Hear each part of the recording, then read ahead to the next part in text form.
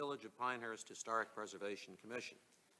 The purpose of the commission is to decide applications for certificates of appropriateness for new construction or major work within the Pinehurst Historic District, and to do so by conducting hearings and making findings of fact when such applications come before us. By law, the commission is directed to take no action except to prevent construction or alterations that would be incongruous with the special character of the historic district. I am Eric Von Solz, the chair of the commission. I ask each commissioner, starting from my left, to state his or her name for the record. Tom Schroeder. John Taylor. Kara Mathis. David Herring. Terry Lurch. One of our esteemed members is absent, expects to be here eventually, but probably not for the entire. But we have a quorum, and therefore we can proceed. Also present is Alex Cameron, who is our staff. And I think we have another staff member here somewhere hiding behind the, yes, there he is. All right. Our first order of business is to review and approve the minutes of our last meeting. All commissioners have been provided with copies of the draft minutes. I have one correction to make, and I'll invite other members to do so if they have any. On page 10 of the draft minutes, in boldface italics, it states, Mr. Schroeder moved to continue the case to the regular meeting of August 25, 2022, seconded by Mr. Taylor, approved by a vote of 6-0. To make that fully accurate, I propose inserting after the word "the" and before the word "case," deliberations and decision of the. So now read, move to continue the deliberations and decision of the case to the regular meeting of August 25, 2022, which is what, in fact, Mr. Schroeder moved, and we unanimously approved. Any objections to that change? Hearing none, minutes will be amended in that respect. Any other changes? Yeah, there is one on page 1. It represents that Ann Lucy was here. Oh, yes, that's right. And I doesn't see Kara's name, so You're right, I had noticed that and forgotten it. That will also be changed. Any objections to that change? So as amended, may I have a motion to approve the minutes? so moved.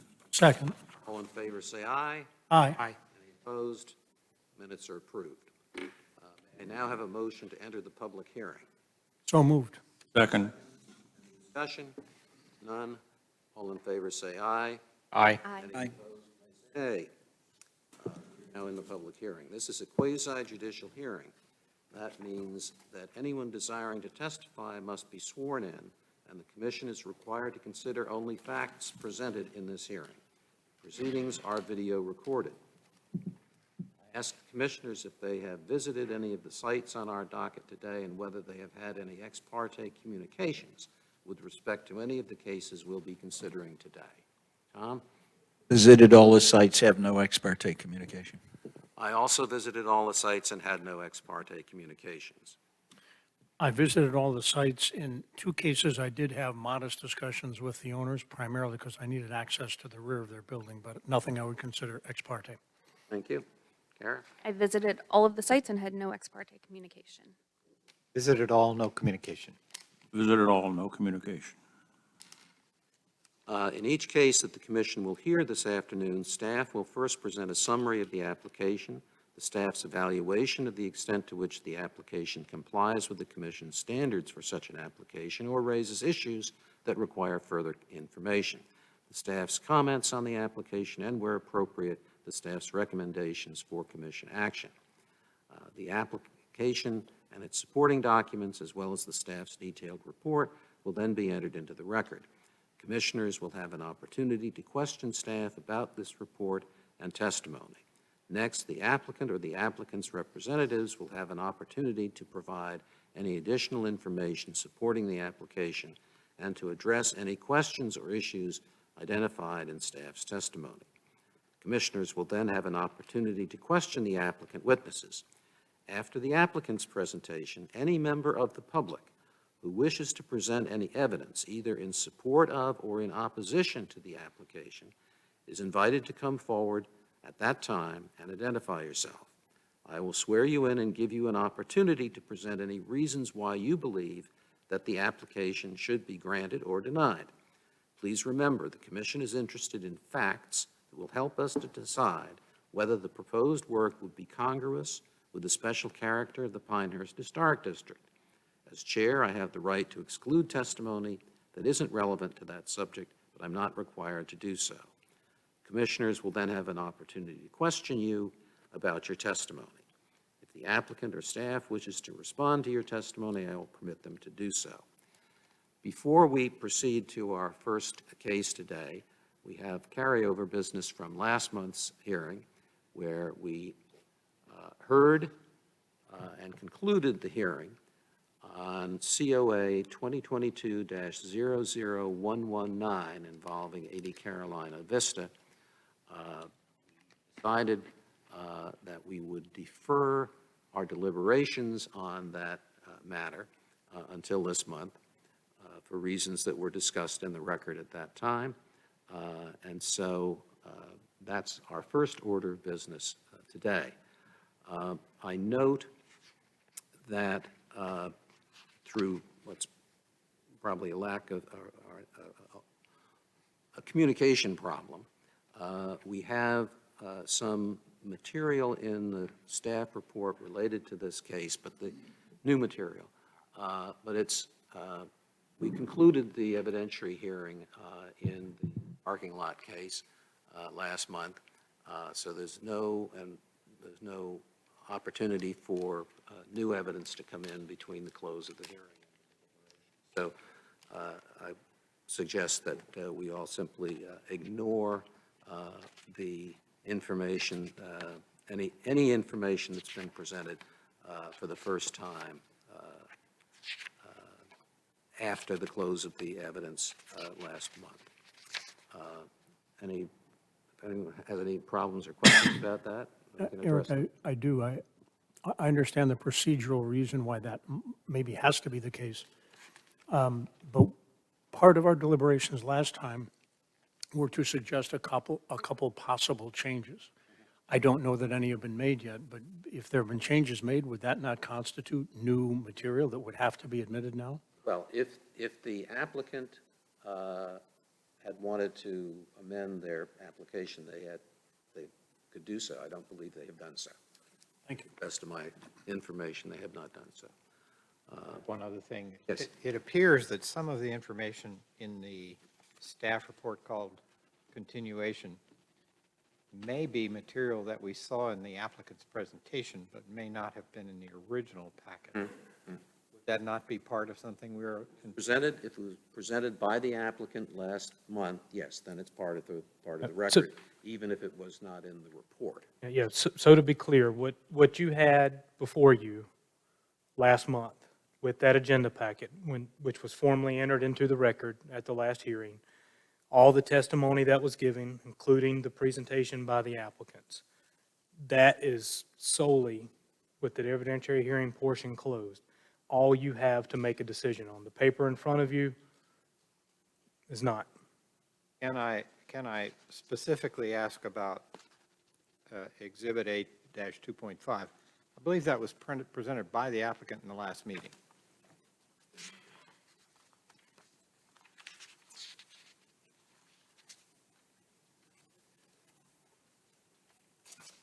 So within the memo, which was prepared, again, not part of the hearing here, I have it listed as updated applicant materials, Exhibit A 2.5.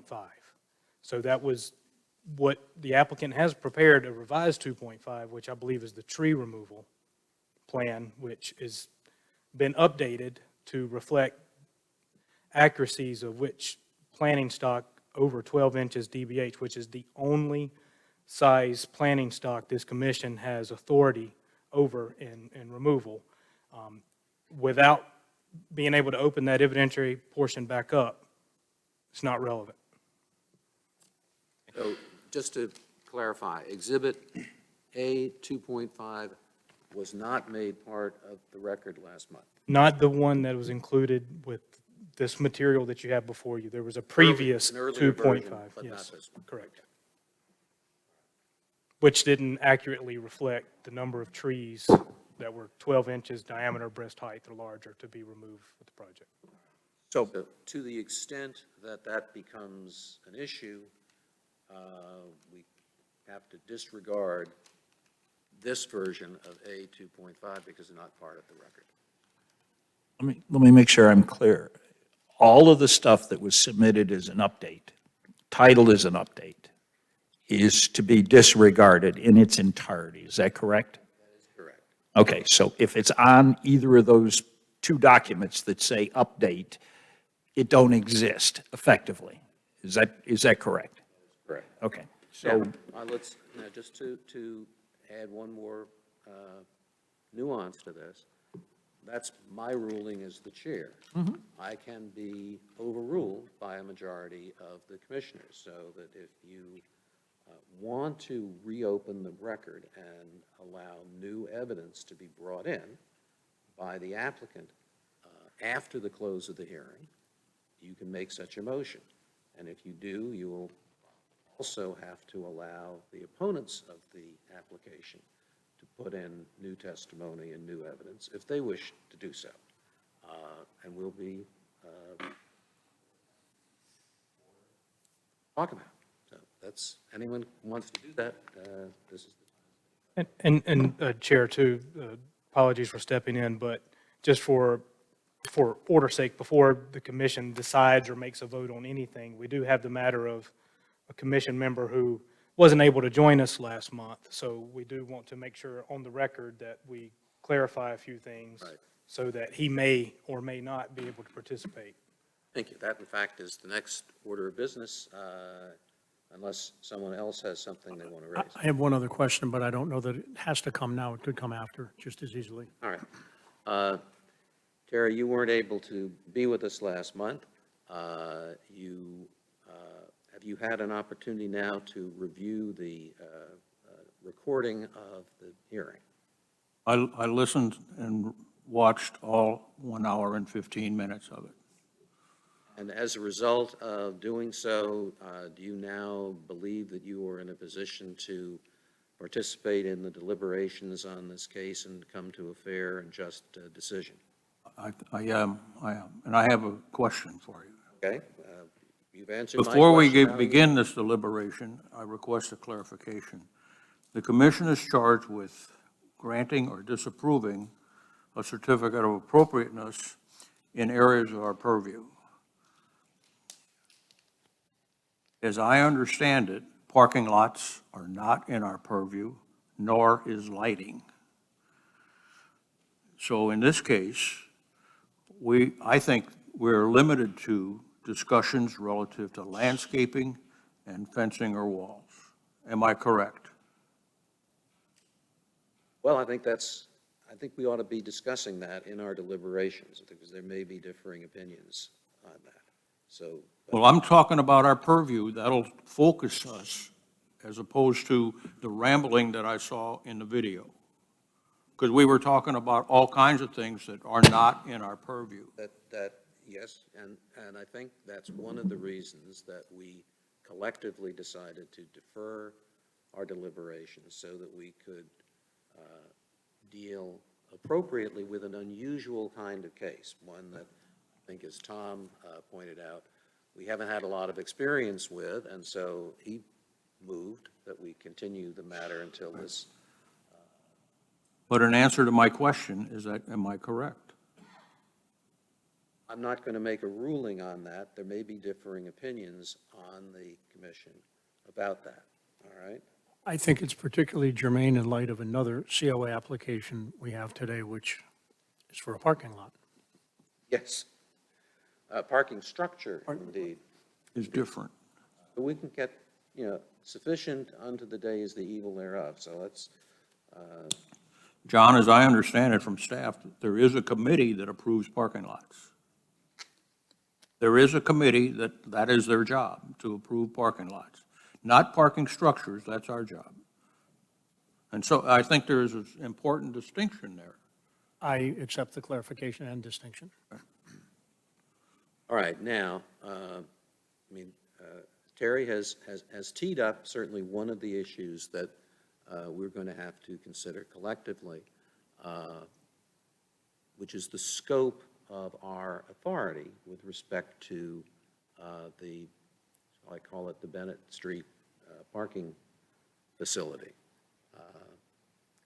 So why don't we just jump right in? Terry, you have expressed an opinion that our jurisdiction is quite limited, correct? I'm not sure that's an opinion. I think that's a statement of fact. I'm not saying it's an opinion or a fact, I'm just saying it's a statement. Okay? Would anyone like to address that issue or any other issue regarding this application? I'd be interested, Alex, in your opinion on Terry's question. All right, so the prior hearing, I was not sworn in. We obviously, though, without opening the evidentiary hearing portion back up, you can't really receive any testimony from me on the matter. It's a little odd and really unclear if what level of advice I can give, with that portion closed. I am, as our other staff, we do function as a member of the Historic Preservation Commission. We just have much more limited powers, if you will, or duties. I felt like we kind of concluded, similar to what Terry's statement is, at the end of the meeting last month. The land use does not fall under the purview of this board, meaning it is a parking lot and allowed use, does not fall here. The siting or location of parking areas, yes, based on the applicable standards. The height of the brick wall, yes, per the adopted standards, which is why this was elevated as a major work. And the removal of healthy trees 12 inches in diameter, breast height or greater, along the street side there, and how it affects the existing canopy. My opinion, my professional opinion is those are the three main items that this commission should be reviewing based on the material and the evidence that's been given and the applicable adopted standards that we have in making and deliberating on a decision. And as a follow-up to that line of thinking, does that imply that if we were to grant a COA in this case, what we would be approving is tree removal, construction of a wall, but not lighting or construction of a parking lot? That may require some other approval from a commission, not this one. I think we might have a limitation on the tree issue to how it impacts the canopy. But clearly, we can opine on, we can make a ruling on that. On how it affects the canopy is Yeah. my understanding Yes. of what the statute says. And we can grant or not grant a COA based on that. But if we were grant a COA, we are not granting in any way, shape, or form our blessing to construct a parking lot. That is not the only level of approval they will need in order to move forward. That's correct. The technical review committee made up of the Moore County engineer, our village engineer, myself, fire marshal. We have all been reviewing full detailed plans for this project. Part of the requirements is that my determination was it needed a major COA, which is why we're here. You can thank me for that. And there's a few items to be worked out, We had a meeting earlier this week about stormwater, which, again, doesn't fall under the purview of this board. But yeah, there's still a few items that would have to be signed off on and approved by a administrative committee before this project could be approved, even with the granting of a COA. And the three items, again, were trees to the extent they impact the canopy, the wall itself, both height to the extent it exceeds published standards, and maybe other considerations with the wall. And which was the third one? Sorry, that you mentioned? So there is an applicable standard about the location of new off-street parking areas. The standard states that they should not be located within the front yard, which isn't applicable with this request. So the siting or the location was the other topic, John. Thank you. To make sure I'm clear then, though, if we approve this thing, there's a whole bunch of other things. We are not the final approval on this matter. Correct. Your approval has to come before the other level of approval can be executed. I think it's important that we make this very clear because we had quite a bit of public testimony last month by people who believe they would be adversely affected by the location of this project in their neighborhood. And they presented their reasons for that opinion in hopes that we would be able to prevent this from happening. And I think it's important for the public to understand that we are not the last word on this, and on the particular issues that some people expressed interest in, we are not any word on it. We have limited jurisdiction. There are limited issues that we can consider, and that the applicant will need to get our sign-off on in order to proceed to deal with other agencies and bodies before being able to complete this project, if ever. Does that satisfy everybody's understanding? Okay, with that in mind, what would anybody like to propose to do? If the commission will indulge me, I'd like to walk through my thoughts on two of the three issues that sounds like we agree are within our purview. Okay. Tree canopy and the height of the wall. Okay. Could you bring up some of the exhibits for me, starting with S2? Is this permissible with the evidentiary hearing portion closed, or, I mean, without knowing exactly what Commissioner Herring wants to bring up, I want to make it clear that we don't, as commission members, with that portion closed, we don't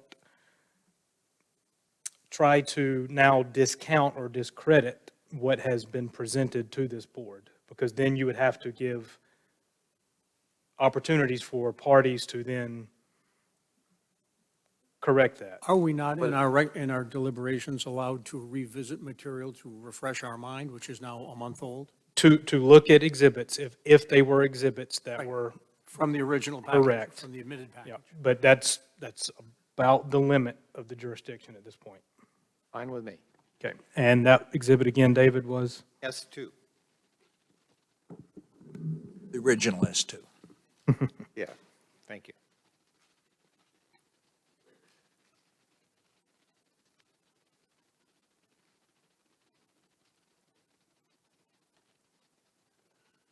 This is the aerial, right? That's it. That's the one. This exhibit shows the parking lot in the red rectangle. Scaling the red rectangle from east to west is about 130 feet. It also illustrates the red rectangle clears the tree canopy on the east pretty much all the way, except a little bit in the bottom right corner. Could you now bring up X 1.5?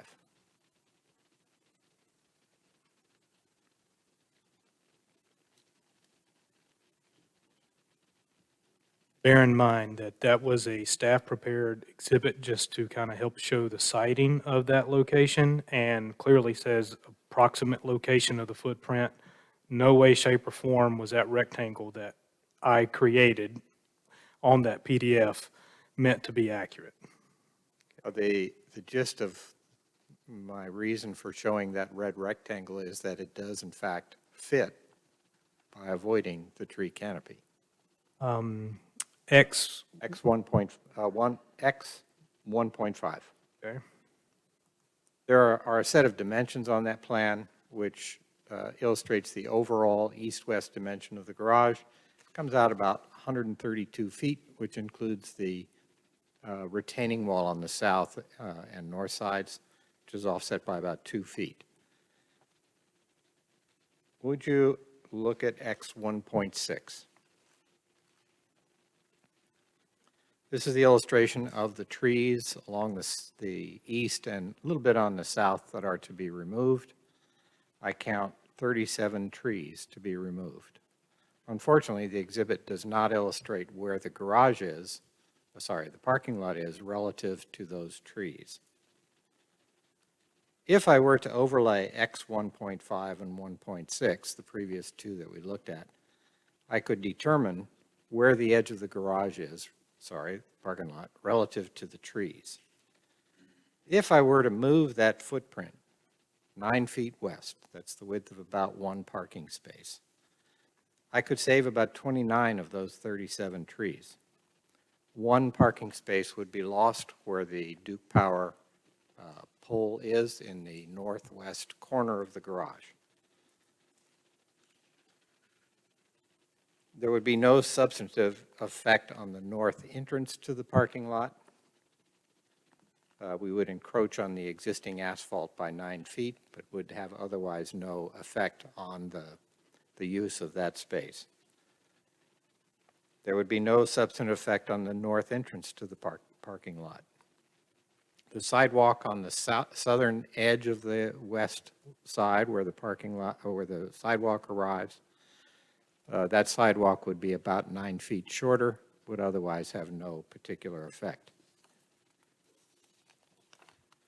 Their southern entrance to the parking lot would move north about 9 feet. Incidentally, that would increase the stacking room on the driveways going to Barrett, which would add some level of safety. Okay, so taken together, my intent here is to illustrate a way to save most of the trees and thereby their associated canopy.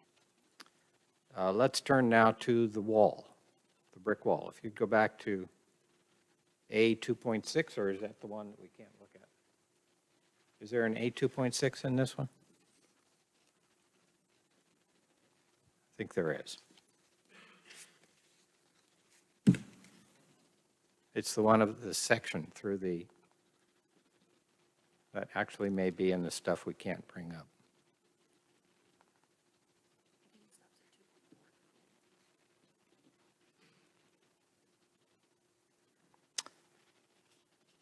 All right, I'll do it Yeah, hypothetically.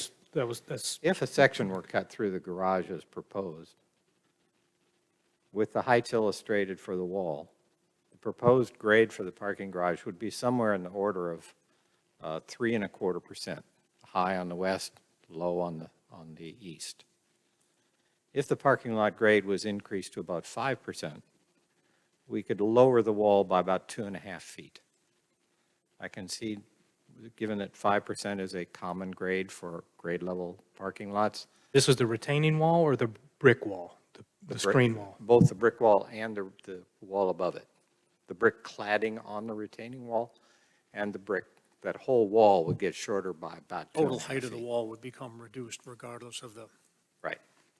Well, again, the height of that retaining wall as it relates to grade really isn't in the purview of the commission. It is solely the pierced brick parapet wall.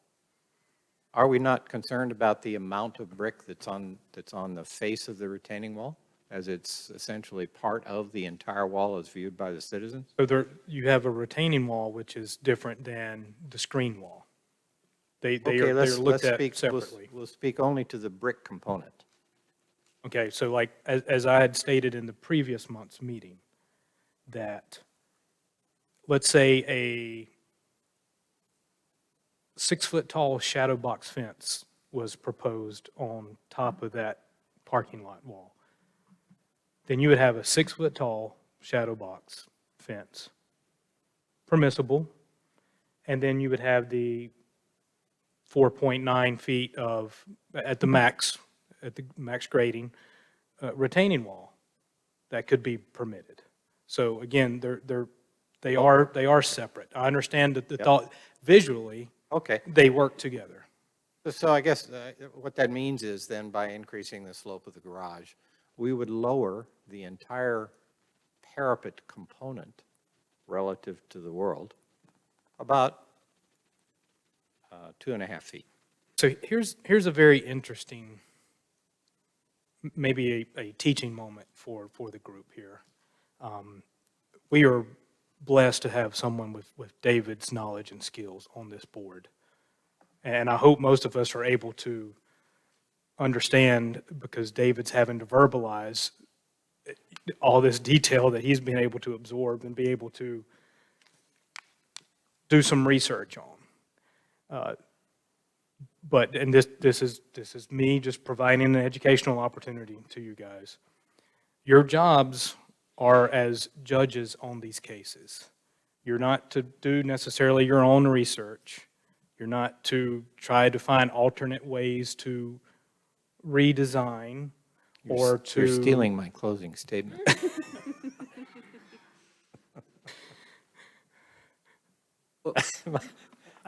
I was going to close by, For something in here.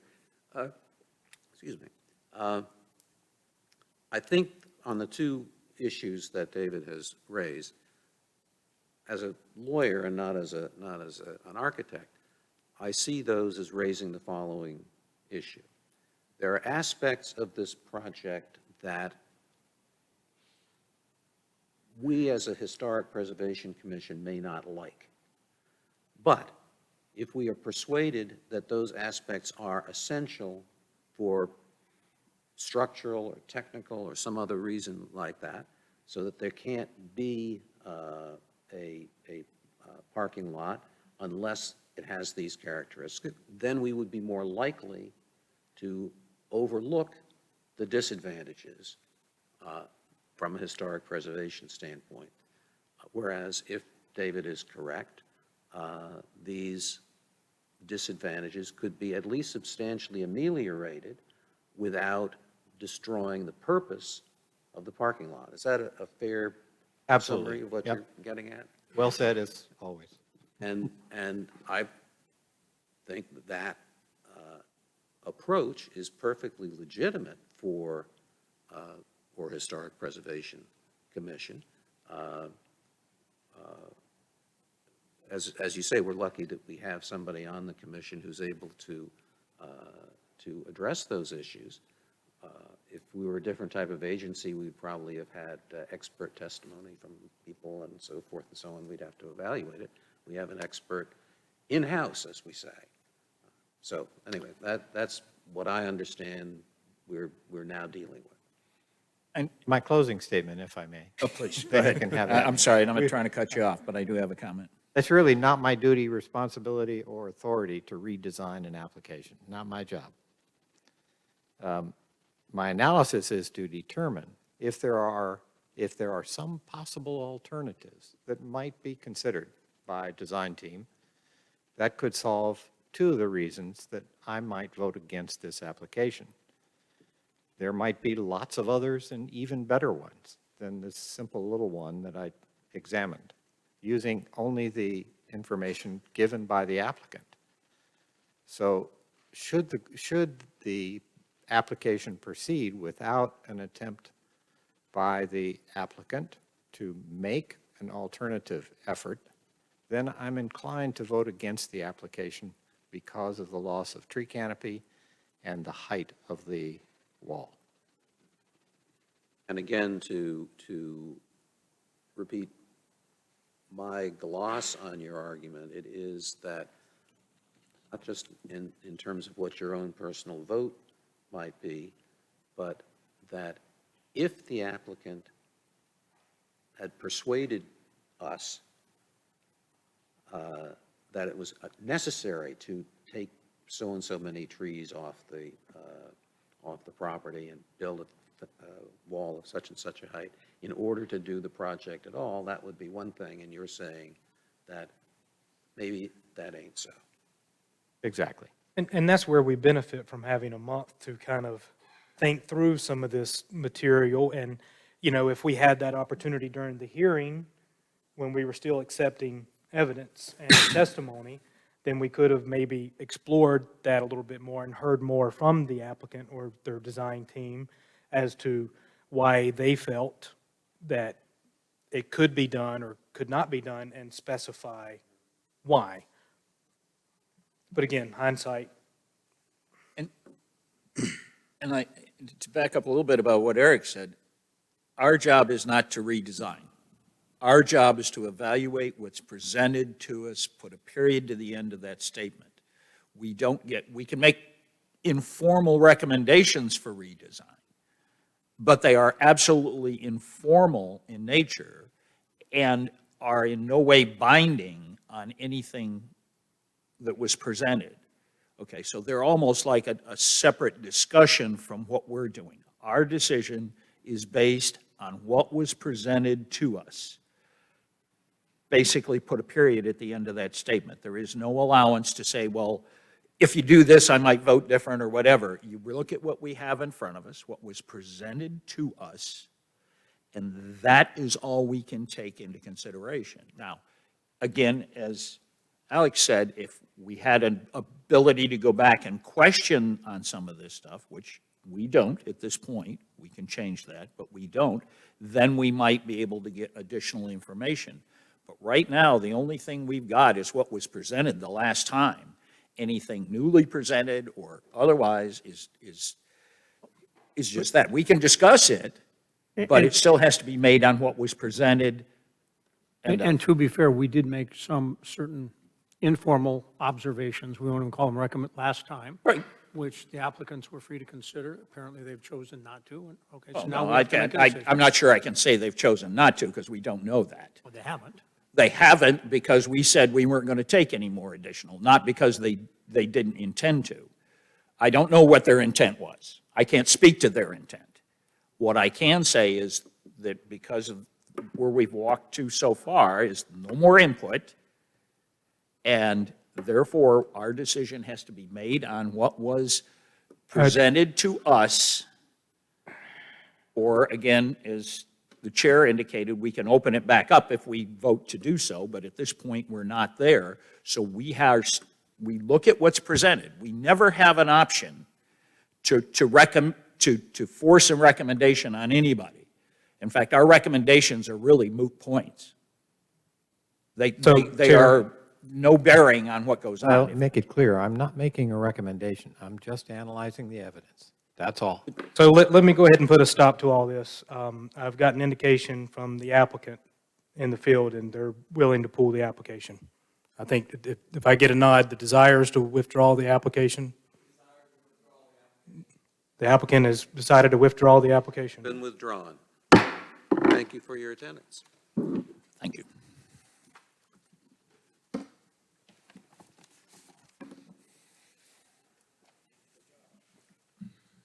All right.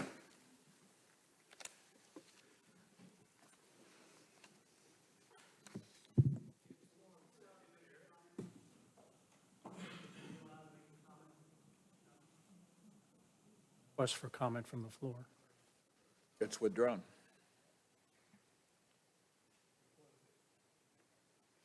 It's up to the chair to answer the question. We're now going to move on to a case which is on our docket today.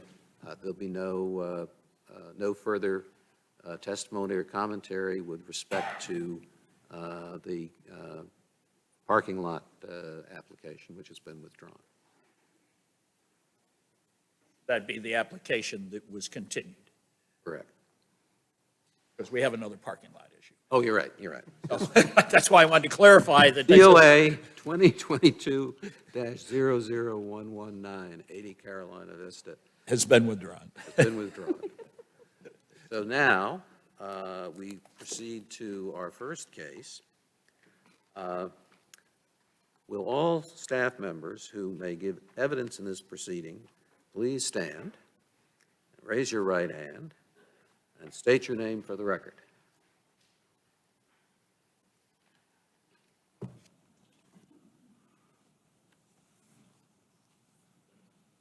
Maria Carpenter. Thank you. Thank you. Anybody else? Okay. All right, you may present the case. You didn't swear them in. You asked who they were. Oh, I'm sorry. All right, please, We got the first step, yes. Both of you, do you swear or affirm that the testimony you shall give to the commission with respect to all the cases on our docket today shall be the truth, the whole truth, and nothing but the truth? Both witnesses have stated affirmatively. Our first case today is COA 2022-00, what is it? 139. 138. We've changed the order. Can we review that so I understand what the changes were? Because all I have is the original, the documentations. What have we changed? Moved 20 Spur Road up to the front. That's the That's only the only change? change. Okay, thank you. I just was trying to keep track and I was getting lost. Okay, please proceed with 20 Spur Road. Okay. The purpose of this public hearing is to consider a request for a major certificate of appropriateness within the Pinehurst Historic District for the construction of an accessory dwelling at 20 Spur Road. The property is identified as Moore County parcel ID number 000-13897. The property owner and applicant is Marilyn Barrett.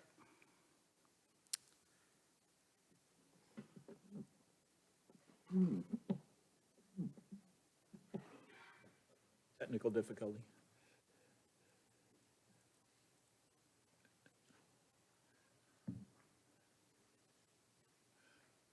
You weren't looking.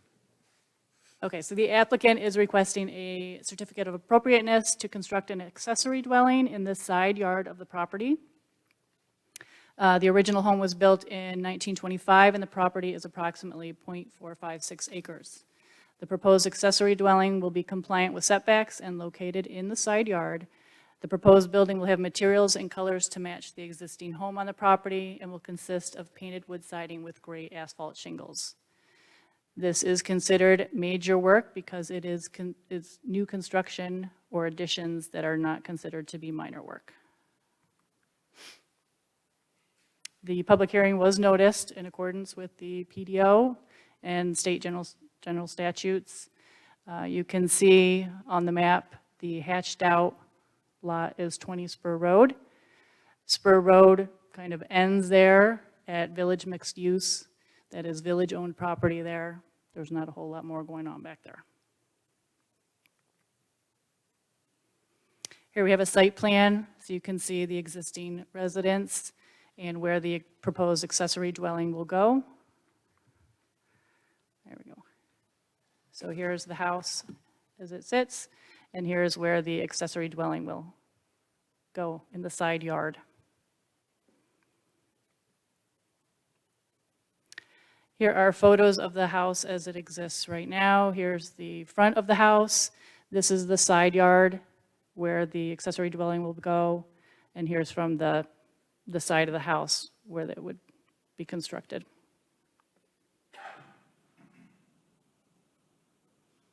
Here are some elevations. This is if you were looking at the accessory dwelling from the rear of the house. Over here we have it looking at it from the side. So this is the back, and this would be if you were standing between the house and looking at the front of the accessory dwelling. And here it is if you were looking at it from the front yard.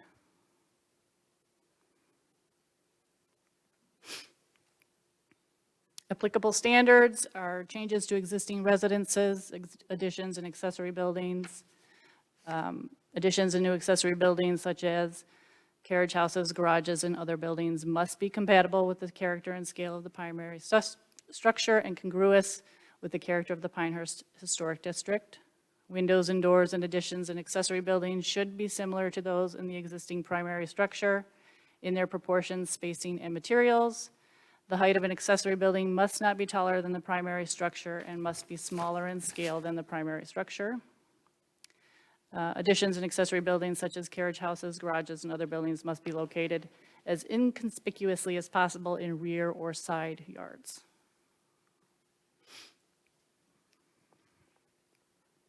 The applicant has submitted an application and provided additional documentation to attempt to satisfy the burden of proof. The commission will need to determine if the proposed accessory dwelling is compatible with the character and scale of the existing primary structure, if it is located inconspicuously, and whether it is consistent with the historic district standards. And at this time, I would like to submit into the record the staff report with attachments and exhibits, this presentation, the application, and the applicant's materials and exhibits. Without objection, the materials referred to by staff are admitted into the record. Do the commissioners have questions for staff? Is this a resubmission of a proposal that was previously proposed? But previously is. been approved? Yes, it was previously 2 or approved. 3 years ago? Yes, and it expired, so they're back Understand. here again. Anything else? So effectively, it would be a brand-new proposal as if the other one was never considered. Is that Correct. correct? Yes. Say that again? Sorry. It would be effectively a brand-new proposal as if the other one had never been approved or even considered by the commission, because the other one expired on it. Understood. Can I ask whether the other one was of the same design? I think there are some slight changes to the design. Okay, thank you. But approved? Yes, they were approved. Any further questions for staff? Otherwise, is the applicant or the applicant's witnesses present? I'd like to come forward, please. Would you mind going to the upright microphone behind you? Just, it's easier to swear you in there. Would you raise your right hand? Do you swear or affirm that the testimony you will give in this proceeding will be the truth, the whole truth, and nothing but the truth? I do. Please state your name and spell your last name for the record. Christine Dandino, Dandeneau. I'm the architect for the applicant and the neighbor. Okay, please have a seat. I have a point I want to bring up. Christine was at one point in time on this commission, and I sat on that during that period of time. I don't feel that is any form of conflict in this matter, but I just wanted to put that on the record so that it was there. And I will put that on the record as well, as I also served contemporaneously with her. So you won't be surprised by anything that happens this No, afternoon. I've been in your seat before. It's fine, and I helped write the documents. All right, what would you like to say to the commission in support of your application? So really, the only thing that's changed is the size of the windows. The lower windows became awning windows instead of completely clear glass. This was approved 2 years ago. The reason it wasn't built was because of COVID. The argument I made back then, which I'll make again, is that this building is down a dead-end road. This is really the backyard of the building, even though it seems like the side yard. No one will see it. It's, the siding will match the existing house. It respects the historical nature of the current house by being separate, and I think it'll be a nice addition. It's going to be a nice space for the owners. If anyone has questions, I'm happy to answer them. Questions for the witness? Well, hearing none. In that case, as I said earlier, if there's any member of the public who wishes to present any evidence either in support of or in opposition to the application, please come forward at this time and identify yourself. I see no volunteers. So therefore, unless any member of the commission has a question for the applicant or staff, I will declare the evidentiary portion of this hearing closed. Discussion and deliberation. Yes, Terry. No question. I find myself in a tight spot, understanding that this was once approved, not too long ago. Right. I would concur with your argument that the location of this tiny house is worth considering. I agree with you that likely nobody will see it except the immediate neighbors, Yes, and I'm actually the neighbor. the immediate neighbor. On the other hand, if I didn't know all that stuff, I would say in no way is this compatible with the current architecture, be it separate or otherwise.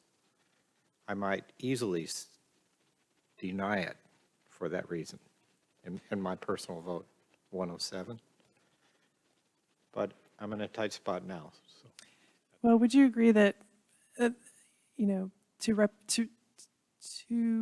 respect the historic architecture would be not to even connect to it and make it a, you know, have it match, but also say, this is not historic? I feel like it kind of does that for the building, I don't know. I would agree. It doesn't, it says I mean, it says to sometimes you me do it's these not historic. and Additions that make you think that what you see is what was built, but they're lies, you know? So this kind of keeps with not, I don't know, that's what I would think about it, but yeah. Great philosophical argument. Yes. All I have. Tom? No? Anyone else? And no member of the public has come forward, so therefore, the evidentiary portion of this hearing is closed, and we can discuss, or someone can make a motion. I can make a motion. Barry, please Right. proceed. Are you making a motion to Go. vote? Yeah, when we say conspicuous, because I know technically it's not conspicuous because nobody goes down there, but theoretically, it seems conspicuous if you're looking at the house, you can see it from the street. How do we define conspicuous? Is it that you can see it from the street, or theoretically you could see it from the facade? No, we don't really have a definition of conspicuousness. Conspicuity. Yeah, I think the word is compatible. But I think if we go to our standard under the statute, we ask whether the proposal is incongruous with the special character of the Pinehurst Historic District. And something that is, you know, out there in the front yard and everybody can see it as they're walking by and driving by, and lots of neighbors see it and so forth and so on, that's one thing. And something that's in a backyard on a dead-end road perhaps would be evaluated differently. There's no hard and fast rule. Might I add Yeah, I'd one more like to thing? also- Is it too late? But just that, you know, right behind these owners is the recycling center. They have dealt with years of, and as have I, smelly trash behind there. There is a metal building that is in no way congruent with the character of the thing. They have been very patient with those items, and I ask you to understand that when you make this decision too, that you say that you want, but, you know, this is way more in character than that metal building right next door to them, so. I was going to say, following out what I was saying earlier, that, you know, congruity is partly a function of the environment, the built environment in which the particular project is located. And, you know, it would be one thing if you were talking about something on course number 2 on Midland Road and so forth and so on, and another thing if you're talking about something that's next door to the metal building. I certainly would be inclined to evaluate the situations differently. I do think, though, just personally, if we think about the aesthetic of Pinehurst, I don't think anyone would ever think of the industrial portion of Pinehurst as Pinehurst, you know, as even if it is historic. If that's the aesthetic that we're supposed to evaluate, then maybe that's, you know, a definition that I have to reevaluate. I don't think anyone could build a building designed the same way as the buildings in the maintenance yard or what, that we would approve. That would be a difficult design concept for us to approve. The other thing the other factor for me is in looking at, well, not that we're here to look at alternatives, but could you have appended this to the house? The house itself, the primary structure is quite small, but even if, and I don't think there was any way to do that. And so I find this as maybe the best solution that you could have, and to the extent it will look externally the same and almost as if it had been built at the same time. I personally don't, I find it within my standard of congruousness. I don't mind that it's detached. I think that's cute because there's another building, I think, on that property, right? And that one, I think, matches the original house very well. This one just seems very modern. And to me, I totally understand there are other houses in Pinehurst that have a modern aesthetic. And if that's what we're using as, well, look, that's an example of a modern house and it's in Pinehurst, so this adheres to that and is congruous, you can start kind of slipping into the Pinehurst aesthetic is also modern. And I'm not sure that that's what I was already online to do what it. people think of when we think of Pinehurst. Is there, what, Gonna have is there a some reason exceptions that I don't it's this like. more modern, like contemporary design, or could there be a, you know, a cottage feel that, because there are a lot of buildings in the village that are detached that look adorable. You know, they have really cute. He Right. agrees with me on that. We don't have opinions in the The, recommendation. no, the owners Don't make a just have, recommendation you in know, the a motion. certain level of taste. They like the look of it. I think it would add character to the village. I think if you're adding something that, you know, that, you know, when I was on the board, my concerns were low-quality housing that did not elevate the village. I feel like this would elevate it in terms of making it interesting. I don't think, you know, I purposely joined the board so that, you know, sort of McMansions wouldn't be built and interesting. And I think it kind of fits in that realm personally, but that's up for you to decide, you know. And there is, you know, on Medlin Road, there's a very, very modern house. I mean, I was on the board, yeah, when it was brought up. I'd also like to remind the commissioners that there was an application maybe a year ago for a house with a shed roof, or actually several shed roofs, that was, I would say, quite harmonious with this tiny house, which we rejected.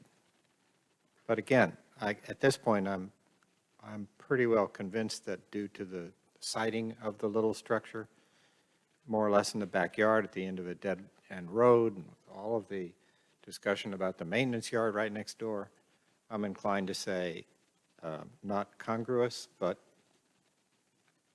okay anyway. Well, I must say, this is the second case today in which you persuaded me that you were right, David. Red letters A. Don't press your luck. That's right.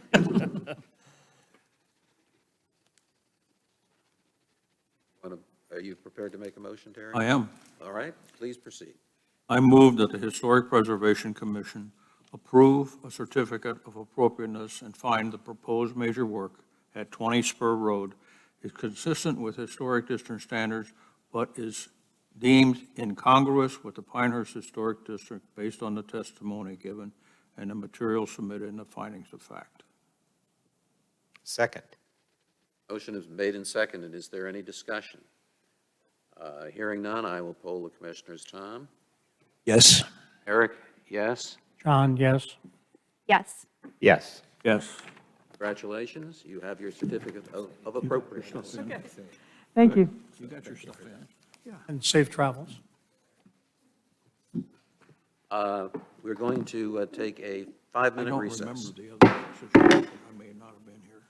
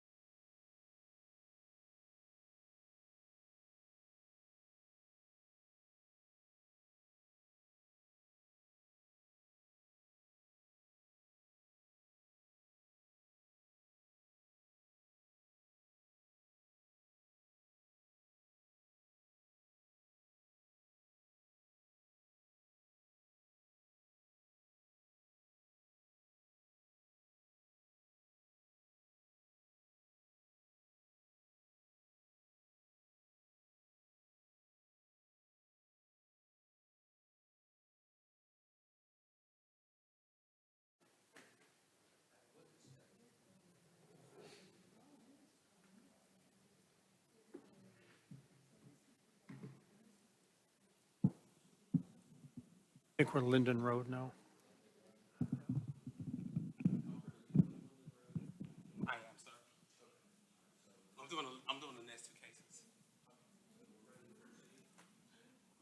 I'm ready when you're ready, sir.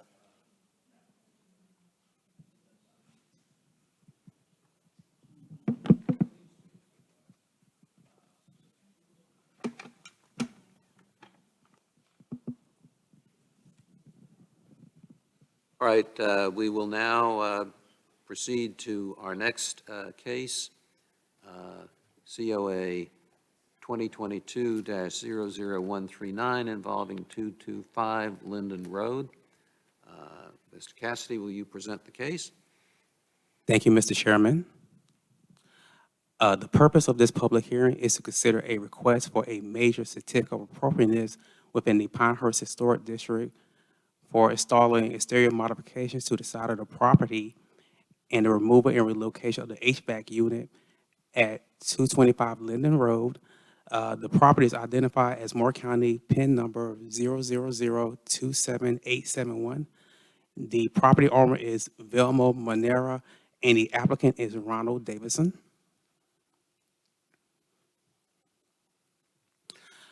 The applicant requests a certificate of appropriateness to install a double hung window and a steel-clad door on the left side of the property. The applicant is also requesting to remove the exterior irrigation system and the mini-split HVAC unit on the left side of the property. The applicant wants to place the mini-split HVAC unit where the exterior irrigation system is currently located. The location of the mini-split HVAC unit is located behind the wrought iron gate. The applicant proposed to install a double-hung window. The frame size of the double-hung window will be 36 by 54. The proposed steel-clad door will be red. The proposed steel-clad door colors will match the existing wooden red door on the front of the applicant's property. In order to install the steel-clad door, the applicant is proposing to remove the casement window on the left side of the property. The structure was built in 1983, and the property is approximately 0.86 thousand acres. Regarding major work is eliminating or adding doors and windows. The public hearing was noticed in accordance with the Pinehurst Development Ordinance and the North Carolina General Statutes 160D-406. This is pretty much the proposed scale floor plan indicating the proposed changes that would be to the left of the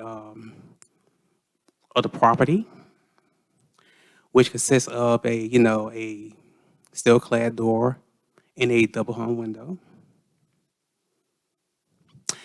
And this is pretty much an exterior sketch of the proposed changes. As you can see, the mini-split unit will pretty much be between the proposed window, double-hung window, and the steel-clad door. And this pretty much is a visual view of the site that's looking to add the proposed double-hung window and the steel-clad door. And this is kind of an illustration of what it would look like.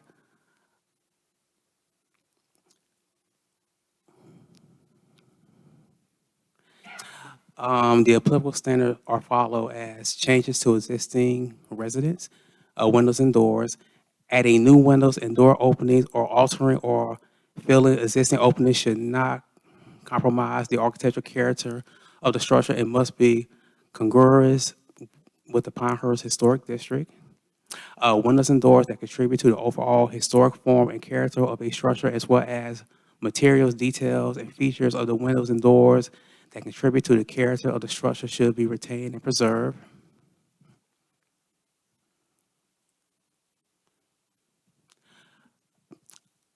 Windows and doors surrounded and trim should match the original door or window surrounds and trim. Replacing slash windows should not alter the original trim. Windows and doors that contribute to the overall historic form and character of a structure, as well as materials, details, and features of the windows and doors that contribute to the character of the structure should be retained and preserved. New windows and doors easily visible from the street should be compatible with existing units in proportion, shapes, positioning, locations, patterns, sizes, materials, and details. Changes to the existing residence utilities and other mechanical systems. Vents and mechanical connections through walls should be located on a non-character defining elevation or inconspicuously on side or rear walls where they will not be visible from the street and should be screened if possible. Staff comments, the applicant has submitted an application and provided additional documentation in an attempt to satisfy the burden of proof. The commission would need to determine if this request is congruous in proportion, styles, materials, and architectural character within the district and state, specifically why, for the record. This concludes staff's report. And you're moving the admission of your materials into the record, is that correct? Correct, sir. Shall be, without objection, they will be so admitted. Any questions for Alfred? Yes. Several questions. Exhibit A-4.3 shows a pair of doors. It's a single door, is that right? Yes, the proposal will be a Why? single It'd be steel tough clad to make door. it doubles. And the current door is a front door which is red, and the outer exterior clad will be red. It's a single door, right? Yes, it is. Okay, then secondly, on Exhibit A-4.2, it's a photograph of what I think is a heat pump or a mini split. This is an example of somebody else's, is that right? Yes, sir. So it's just an example of what such a thing looks like. Yes, Okay, so the wrought iron fence is irrelevant. it is. But the mini split is behind the ironclad gate. Behind the gate. And the applicant's proposing to move it. Right, but,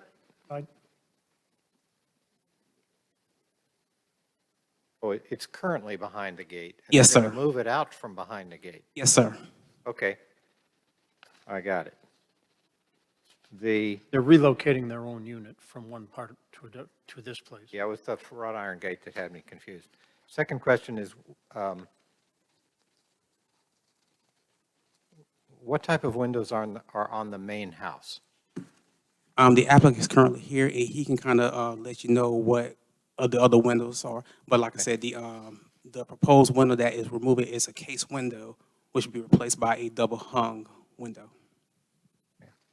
There is a note on Exhibit A-2.1 that says 2868 full view door. Full view meaning glass? Yes, the proposed steel clad door, it does have glass. Okay. Thank you. Any other questions for staff? Hearing none, is the applicant present? Would you please come forward and I'll swear you in. Please state your name and spell your last name for the record. Ronald Davidson. Spelled the usual way? Pardon me? Spelled the usual way? Excuse me? Never mind. Please raise your right hand. Do you swear or affirm that the testimony you will give in this proceeding will be the truth, the whole truth, and nothing but the truth? I do. Please be seated. Is there anything you would like to add to the staff presentation in support of your application? The mini split new unit to be near the proposed window. And the full view single door will be, well, it'll look almost like the window we're taking out, the casement window that has the unit underneath it, only be 18 inches taller or lower. All right, anything else you'd like to add? Questions from the commission? Yes, David. Can you speak to the windows in the main house, the existing windows in the main house? They're casement. They're all casements? Yeah, Or fixed? they're similar to the one, they're like the one that's being taken out. Could I ask you why the new window isn't also casement? The applicant, or the owner didn't want it because that one's broke. And she felt egress, it'd be easier to go out a window you can open than crank one that was her idea. And there's only one window on that side, driveway side. Well, there could be one window. All I got. Any other questions from commissioners? Hearing none, thank you for your testimony. As I said earlier, if there's any member of the public who wishes to present any evidence either in support of or in opposition to this application, please come forward at this time and identify yourself. I see none coming forward. Therefore, unless a member of the commission has further questions for either staff or the applicant, I will declare the evidentiary portion of this hearing closed, and we can proceed to deliberations. David? The standards say that the mechanical equipment should be located in most inconspicuous area, usually along a primary structure's rear elevation, screened from view with plantings. This is in the front yard and isn't screened. On the side, not in the front. I would argue side yard, not front Side yard. yard. Well, because of its slight setback from the front. True, side yard, but quite visible. Coming east to west, you wouldn't see it. Coming west to east, you might. On Very, Linden very Road. It's very clear to see it. difficult to see what this area is, and I go by that area 3 times a day, you know. You can't see it from the road. I'd beg If to you turn differ. the I think corner, it's you quite will see visible. it. If you turn the corner, you will see it. I think you can see it coming towards Beulah. It's, because Yeah. it's, So I think it's important that we consider screening, bare minimum. That was going to be my point. Either way, it has no screening. Right.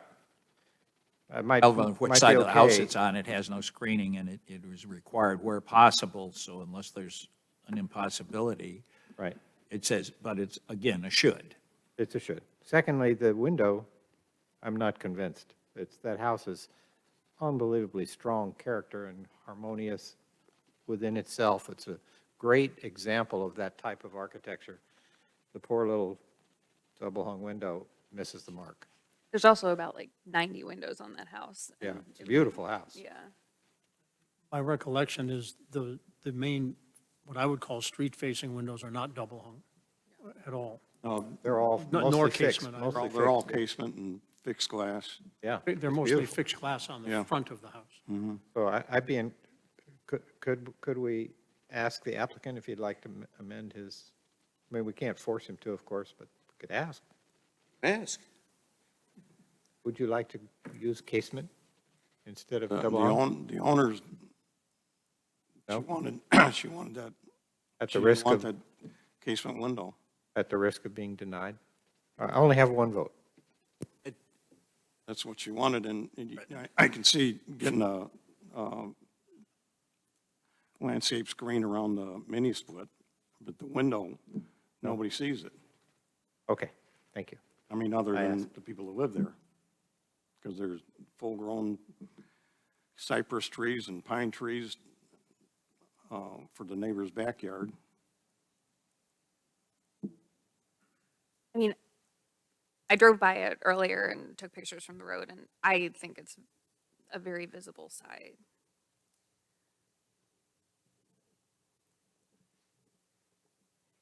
Just my 2 cents. She's, she didn't want to replace the window that she's taken out with the same type of window because that one's broke. Not that, I mean, it's a good window, it's Anderson window, but they strip out. And this is going to be a mother-in-law suite, and she wanted ease of egress in case of, This is not Emergency. replacing an existing window. There's a tape around a wall right now. That's where the window is going. It's not replacing an existing window. correct. So she's not replacing a broken window with it. She may have a broken window, but that's not what this window is Right, replacing. but she didn't want that type of window, the casement.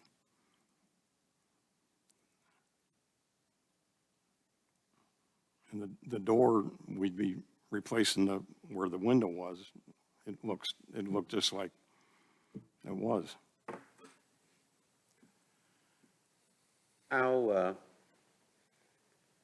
How strongly does the aesthetic appeal of a casement window affect the way we react to this particular house? I'm personally very much not a fan of casement windows, but that's because I had my practice in Washington, D.C., where all the nice old 1930s buildings have casement windows, and all my clients who own those buildings want to change them because casement windows are terribly hard to maintain. So I'm prejudiced, but others, I guess I could hoist easily an argument about lots of double-hung windows that are painted shut. that's true. I mean, we could put some kind of landscaping in front of it. I mean, there'd be landscaping in front of the mini split. To conceal the entire window from the street? Can't see it from the street. I can't. Some of us can. I drive by there like this gentleman does 3 times a day. I drive there 10 times a day, and I can't see it. In fact, I have friends that live across the street. I have to identify their house to know that I'm going to turn in the driveway at 225. I mean, there's trees everywhere. Do our standards say that the windows in a house have to be congruous with the windows that are already there? They don't say Good. that specifically.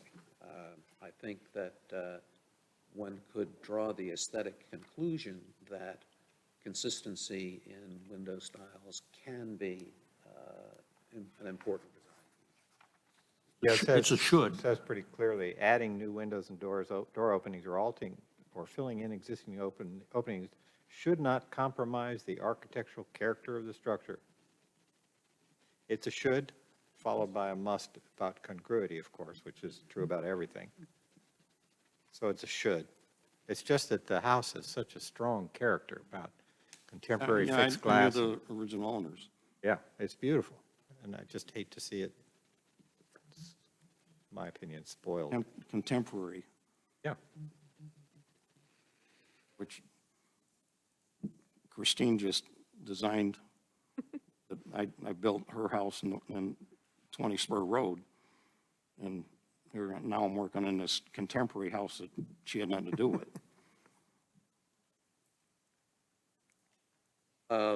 If someone were to make a motion to approve this application, could it not include a proviso that the owner would be permitted to replace this window?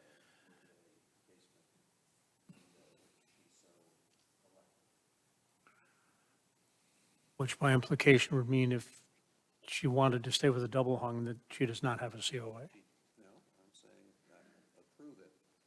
Let's say that we're encouraging, or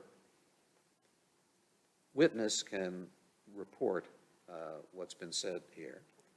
Eric, we've talked about this before. We do not make recommendations in the approval process. That's a separate motion. If you want to make a motion to recommend a change, we can do that. But as part of the approval process, we've agreed that we're not going to put recommendations in the approval I don't process. believe, Terry, I used the word recommend. I believe that I said, what I intended to say is that we would approve this, and that if the owner decided to go with a casement window, that would also be approved. That's a recommendation. Huh? No, Not a recommendation, Terry. I didn't use the word recommend. it's a permission, it's not a, I would say it's a permission, not a recommendation. I could vote for that. Well, why doesn't somebody make, I will, I got another question. I think the bigger thing is that we have landscaping associated with shielding it from the front view. I think that would be a condition, yes. Okay. And I have another question, and this is just to make sure that we make sure that the record is consistent, because people have to work from this record, and particularly the building inspectors. And I want to clarify these doors a little bit too, because the doors that are shown in here are double doors. And I believe, David, you brought that down to a single door. Yeah, that's a photograph of the front door of the house, the existing front door of the house. This is? Yeah, I think it's just for color, right? It was Just color. to show that it was matching. Is it just for color? I think. Yeah. Okay, so it's a single door as explained verbally, not is in, to be matching these other than color then, is that correct? Right, and that properly described, it's a full view, single door. Okay, that clarifies what I wanted to put on the record, thank you.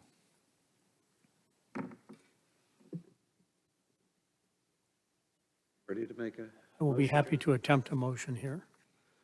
I move that the Historic Preservation Commission approve with conditions a certificate of appropriateness, COA 2022-00139. Find the proposed major work at 225 Linden Road is not consistent with historic districts, but is deemed congruous with the Pinehurst Historic District based on the testimony given, the materials submitted, the findings of fact, and subject to the following conditions. Number one, that the mini split HVAC unit be screened from view from Linden Road. Number two, that the door that is to be installed will be a full view single door. And number three, that the owner would be permitted to install a casement window in lieu of the proposed double hung window, They chose. if the owner chose to do so.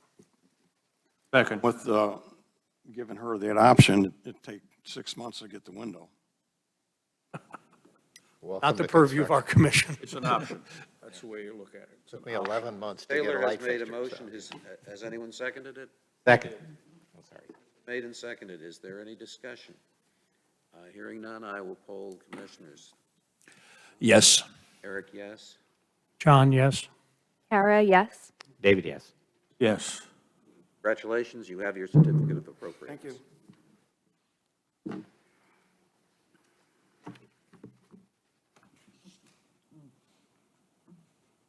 All right, our next case is COA 2022-00142 involving 15 Beulah Hill Road.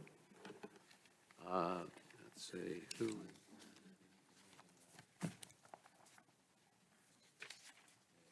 I am, Mr. Chairman. I'm presenting that case. Okay. Mr. Cassidy, would you like to present the case, please? Thank you, Mr. Chairman.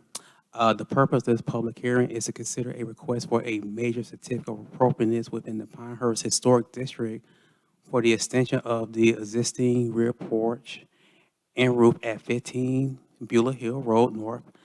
The property is identified as Moore County PIN number 000-15557, and the property owners and applicants are Craig and Margaret Ellis. The applicant requests a certificate of appropriateness to extend the existing rear porch roof of her property. The proposed extension of the roof will be 5 feet long and 6 feet deep. With the extension of the porch roof, the applicant wants to install linear soft fit vents, new gutters, and a porch floor in the rear of her property. The structure was built in 1976, and the property is approximately 0.61 acres in size. Major work includes the exterior changes to the residence. The public hearing was noticed in accordance with the Pinehurst Development Ordinance and the North Carolina General Statutes 160D-406. And if you look at the map, pretty much Beulah Hill Road intersects between McKenzie Road and Cherokee. This is pretty much the site survey with the porch extensions. The proposed roof extension is highlighted in blue. And this is pretty much a close-up view of the proposed roof extension. It's between the patio and the foundation, and it's in the rear of the property. The proposed elevations of Location of the proposed port roof extension will be on the rear of the property. The proposed port roof extension, along with the proposed gutters and linear soffit vents, will match in the rear in style, color, frames, length, and width. And this is pretty much like a visual view of the rear photo at Buller Hill Road. The existing photos of the rear of the property, that proposed porch roof extension, along with the proposed gutters and linear soffit vents. The proposed request will not be visible from the street. The applicable standards are as follows: changes to existing residence roofs. Any changes or additions to the configuration of an existing roof should be compatible with the architectural style of the existing structure and must be congruous within the Pinehurst Historic District. Roofs and roof forms that contribute to the overall character of a structure, including their functional and decorative features such as roofing materials, cressy, dormer, chimneys, cupolas, and should be retained and preserved. Likewise, the roof material should be preserved and retained whenever possible. Vents, including soft vents and low-profile ridge vents, should be installed in a manner that does not diminish the original design of the roof or destroy the character of the roof details. New gutters and downspouts should be installed so that the character-defining architectural features of the structures are not damaged or lost. Porches, entrances, and balconies. New porch, entrances, balconies, or alteration to porches, entrances, or balconies on street-facing elevation must be compatible with the architectural character of the structure. It must be congruous with similar elements in the Pinehurst Historic District. Staff comments: the applicant has submitted an application and provided additional documentation in an attempt to satisfy the burden of proof. The proposed addition and roof extension, gutters, and linear soffit vents will be in the rear yard and will match the existing exterior materials on the property. According to the applicant, the roof extension provides a more functional added space and, more importantly, a more attractive overall design to the rear addition and porch. The additions will not be visible from the street. This concludes staff's report. The materials presented and discussed by the staff will be admitted into the record without objection. Are there any questions for the staff? Just to, clarifying, the applicant has already built this piece, right? No. I'm sorry. Yes, I'm sorry. Yeah, so construction is done, and now they're asking for permission. Yes, sir. Thank you. Any other questions for staff? Is the applicant present? The applicant is present. Please come forward. Raise your right hand. Do you swear or affirm that the testimony you'll be giving in this proceeding is the truth, the whole truth, and nothing but the truth? Yes, I do. State your name and spell your last name for the record. Margaret Ellis, E-L-L-I-S. Thank you. Please be seated. Here before. Ms. Ellis, what would you like to say in support of your application? Well, number one, I want to apologize for building the roof before asking for permission. We were actually in the framing stage, and what we noted was the hallway going back to the new addition was not going to provide sufficient room for the HVAC ductwork to run through. It's going to be very tight. So my contractor said, why don't we extend the roof? And since we had originally done the design because we wanted the water to flow off the porch roof properly, we subsequently put a French drain around the new addition. We didn't really need the added drainage assistance, so we went ahead and did it, thinking it was a field adjustment. But I learned last month that wasn't a field adjustment. So here I am asking for permission after the fact. Okay. Is it correct that the area where you did this unapproved work is not visible from the street? It's not visible from any street. You can see it from my Carolina room. Or if you're standing on my back porch. All right. Those people who are in that position are known as invitees. Well, thank you for your invitation. Questions for the applicant? This doesn't change the overall appearance, right? It just moves it Absolutely. towards us. It just,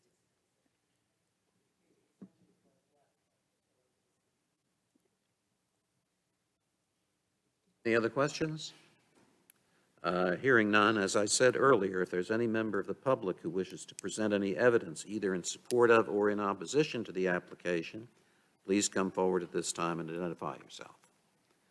Seeing none, and unless any member of the commission has any further questions, either for the witness, either for the applicant or the staff, I will declare the evidentiary portion of this case closed, and we will turn to deliberations. I move the Historic Preservation Commission approve a certificate of appropriateness and find the proposed major work at 15 Beulah Hill Road is consistent with the Historic District standards and is deemed congruous with the Pinehurst Historic District based on the testimony given, the material submitted, and the findings of fact. Is there a second? Second. Has been made and seconded twice. Any discussion? Hearing none, I will poll the commission members. Tom? Tom, yes. Eric, yes. John, yes. Kara, yes? Yes. Yes. Congratulations, you have yet another certificate of appropriateness.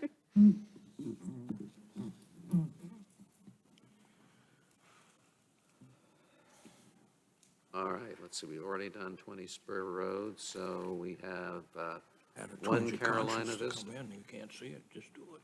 Just pay $500 to tell us we already did it. let's see, who is presenting the case on behalf of One Carolina Vista? There ought to be some kind of penalty. Take us out to eat or something. Pangs of conscience.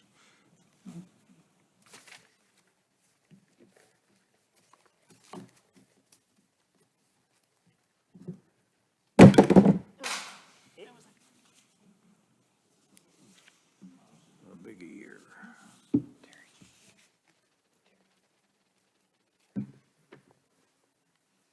All right, well, Thank you. they've Trail mix. they've been sworn in, so please proceed to present the case. All right.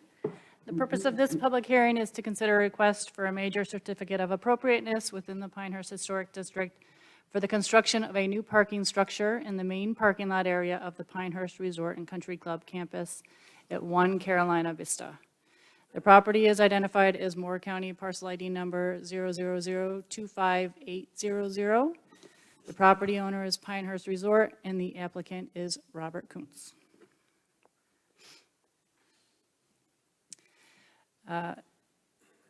Again, this is for the construction of a new parking structure in the main parking lot of the Pinehurst Resort and Country Club. The property is approximately 69.73 acres. The applicant proposes to construct a two-level, partially subterranean parking structure with brick and stucco to match existing buildings and features on the property.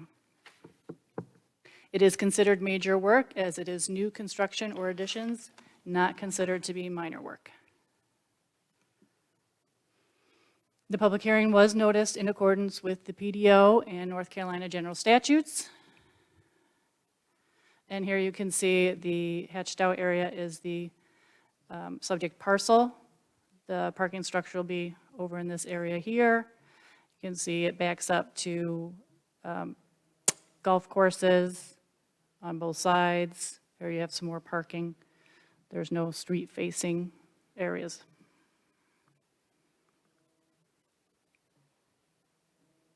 Here's some renditions of the proposed parking structure.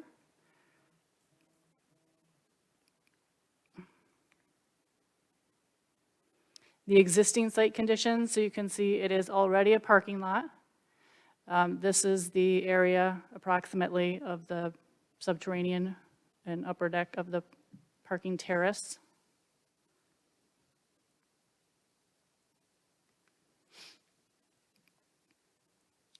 They are proposing to use materials that match other areas on the resort already.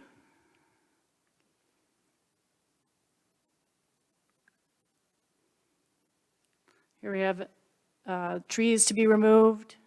There are approximately 25, I believe, trees to be removed that are 12 inches or greater diameter at breast height.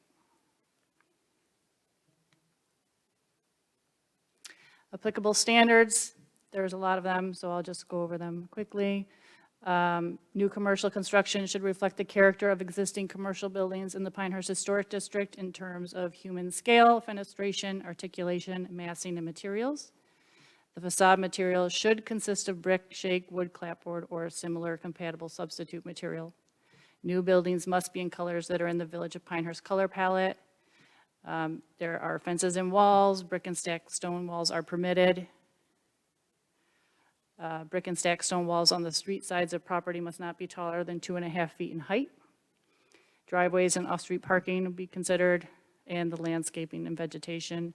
Removal of trees 12 inches in diameter at breast height and larger must not unreasonably compromise the existing tree canopy and the historic appearance of the landscape.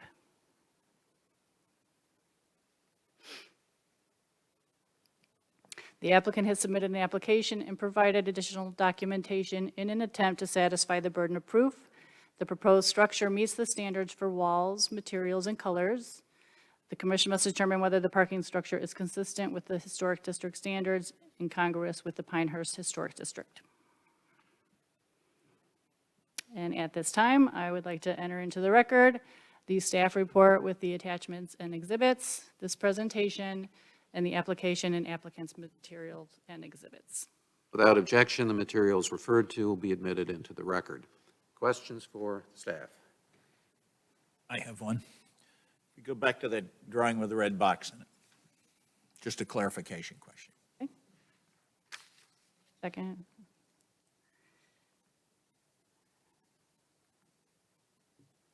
There we go. That's an approximation, right? That's not any dimensional thing has been Correct. truly applied to it. Okay, thank you. Any other questions? All right, thank you. Hearing none, we'll proceed. Is the applicant present? Come forward.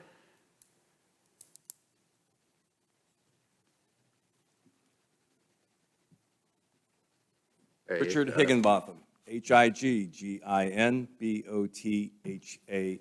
CFO of the resort. Thank you. Next. Jay Hugo, Hugo. I am architect of the project. Thank you. Bob Kuntz, Koontz, and landscape architect for the project. Would you Remain standing. all remain standing? Raise your right hand. Do you swear or affirm that the testimony you will give in this proceeding is the truth, the whole truth, and nothing but the truth? Thank you. Please be seated.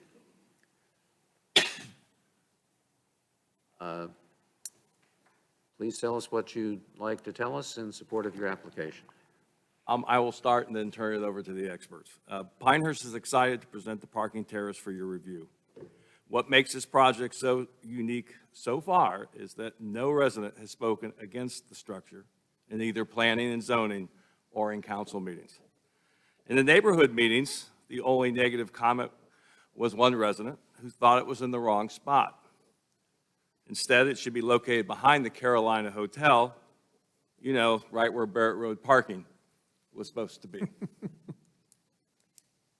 My presentation tonight will be short. Structured parking is seldom the easiest, cheapest, nor the least disruptive option to resolve parking concerns. That is certainly true here. Often, structured parking is also the least architectural pleasing option. However, that is not true here. In this case, the designers have done a wonderful job of incorporating the structure into the site. As Ben Crenshaw might say, they have allowed the terrace to lay upon the land quietly. I can think of no better description of the plan put before you. I look forward to answering any questions you have on the project. We've entered a PDF that really has clips from the submission that we would like to pull up. Is that something that we can navigate from here as well?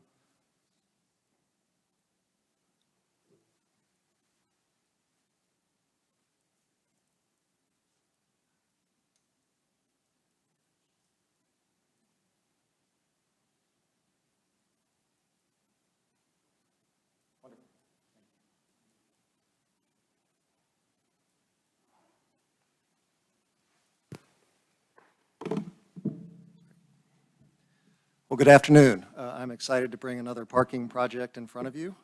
I don't want to repeat too much of the staff report, but I did want to start with a general diagram, just identifying the location again. It is clearly central to the clubhouse campus and then immediately adjacent to the historic clubhouse structure as well. And so it's in a prominent location internal to the clubhouse campus. While it's a great location to meet parking demand, no one wants to insert a piece of imposing infrastructure in that location. So we've gone to great lengths with the resort, who are particularly mindful of that from a member and guest standpoint, to integrate it into the site. And in doing that, we took a very close look at existing context. These are both images of the existing clubhouse, both the historic wing of the clubhouse and then subsequent additions. With the lawn bowling area in the foreground. And some of our initial studies looked at taking features from the clubhouse and applying those to the parking structure.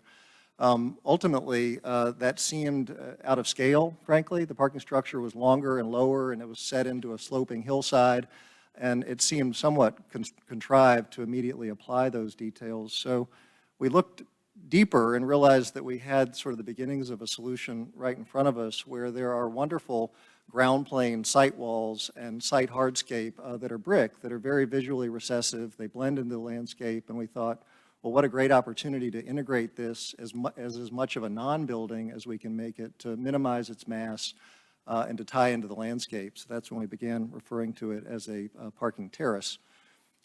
We put together a series of renderings because we think those are more useful relative to understanding how it sits in the context, and I'll use this one to describe the basic features. The parking terrace is basically dug into the existing landscape, the slope of the hill at the high side, and then spills out on the low side. The high side enters and exits at grade, and the low side enters and exits at existing grade, so it literally is just knitted into those two elevations.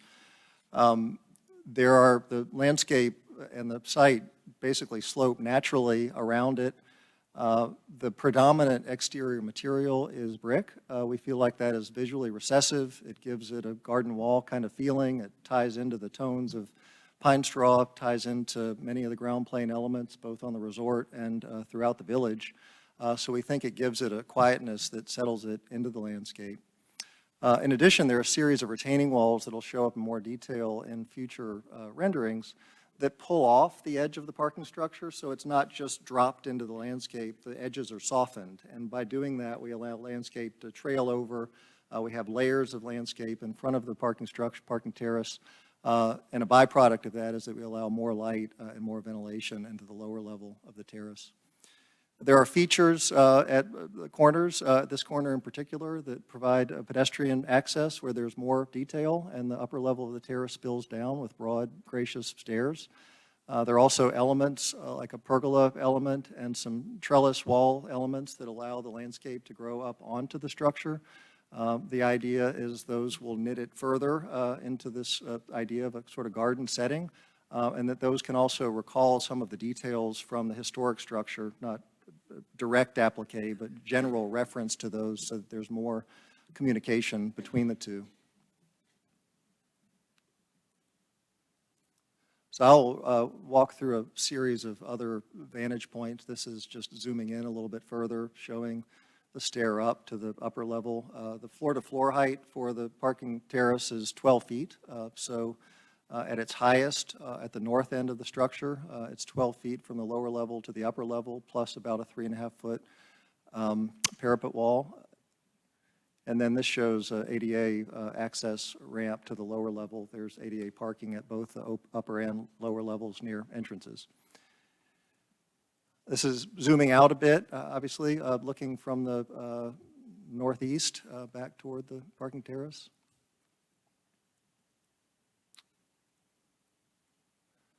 And this is looking back from the north.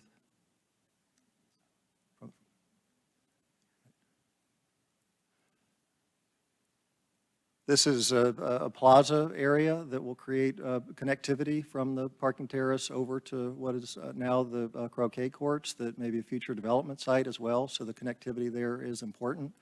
Access to the upper level of the deck happens across from the west side of the deck as this ramps up and arrives at that upper terrace, and then it also is accessed from the north at the lower level. This is looking back from the croquet court side. And what we've done, again, is we've sort of carved out the corner of the terrace to soften edges, to integrate it with the landscape. This gives you a better idea from below how a monumental entry stair will just cascade down from the terrace to the area below, provide some light, provide a sense of green, integrate the two levels, and make it a much friendlier structure. And then this is looking from the southwest back toward the site. Right now, you would be looking through at grade and seeing kind of a sea of surface parking. Based on the nature of the new grades and a retaining wall on this end, much of that will be concealed, and there will be layers of both existing trees and new landscaping that will be between this view, the railroad, cart path, the landscape, and then ultimately the structure here. So I'll pause there. I have more drawings if we'd like to get into more detail of floor plans or elevations or a specific material palette. I just want to point out, this is the view from Highway 5 would be the best way of describing it as you were headed north on Highway 5.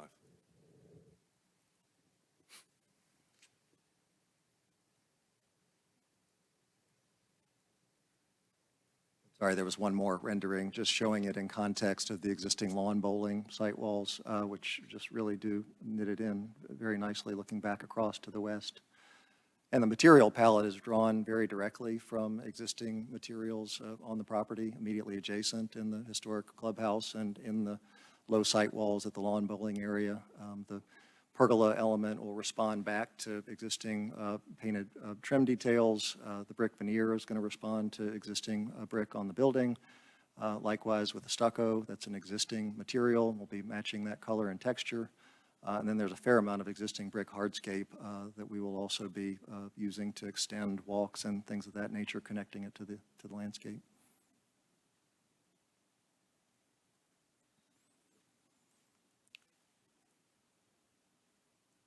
May I answer any questions?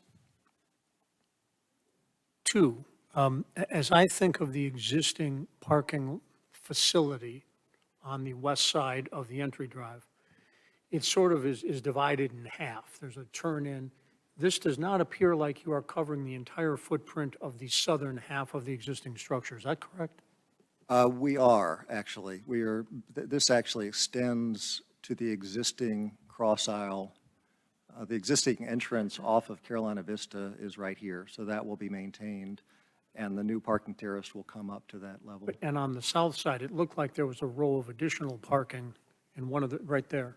So it's not going as far north, or is that? It is not. The limit of the parking terrace itself is here, held well off of that, so this will all be parking at grade, that it's immediately opposite the existing croquet. And how many spaces are there now, and how many will there be if this ultimately goes forward? Let's say the net gain, that'd be the Net easy way of gain, looking right. at it, would be 123. 23. Thank you.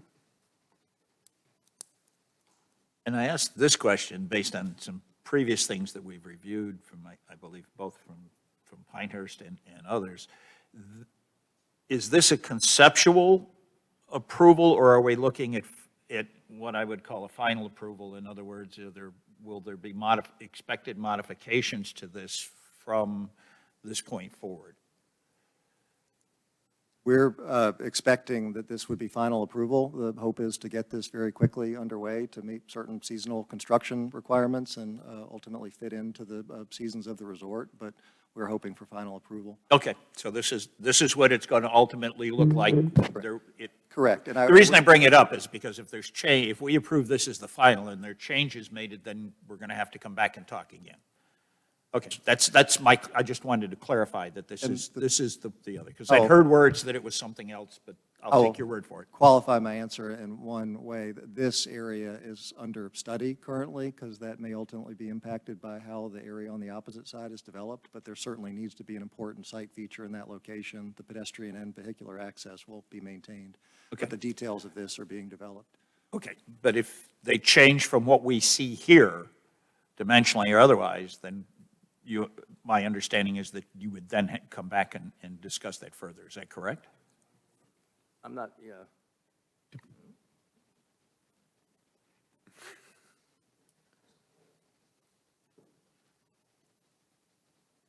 You go ahead and swear me in, Eric. Swear or affirm that the testimony you will give in this proceeding will be the truth, the whole truth, and nothing but the truth. I do, thank you. So to answer your question, Tom, that if there were any proposals from what's been presented tonight and then changes when they get to, which my understanding is that they're pretty much at full detailed construction drawings, or at least 90% there. If there are any changes and they are authorized as a major work, correct, then yes, they would have to come back before this board. Okay, that was my question. As long as I've got clarification to that, so. And assuming construction goes to plan, you would hope to complete this in the same timeline as the two buildings currently under construction? The visitors testing center? USGA, okay. Yes, in fact, that's one of the reasons why we're trying to rush this through, is to be able to use the construction area that's being disrupted there, because if this is completed after the USJ, then obviously all the construction vehicles would need to use Carolina Vista, and we want to try and avoid that. Thank you. A few questions. Can we look at A 2.16? Staff may need to pull that. You got the mouse. I do want to put out one other question. I mean, the one thing I want to say about that groundwork there is that is also technically maybe beyond our control as well, because obviously this now has to go through staff approval, and it was fire marshal approval that caused that to kind of look like it is. And based on his approval, we'll probably determine whether that changes or not at this point in time. But, you know, there are other approvals that this has to go through.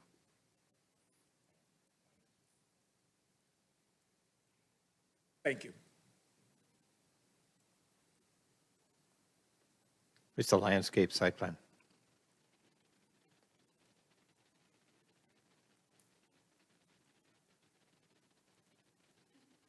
While she's scrolling, the question coming is, how many trees are coming down?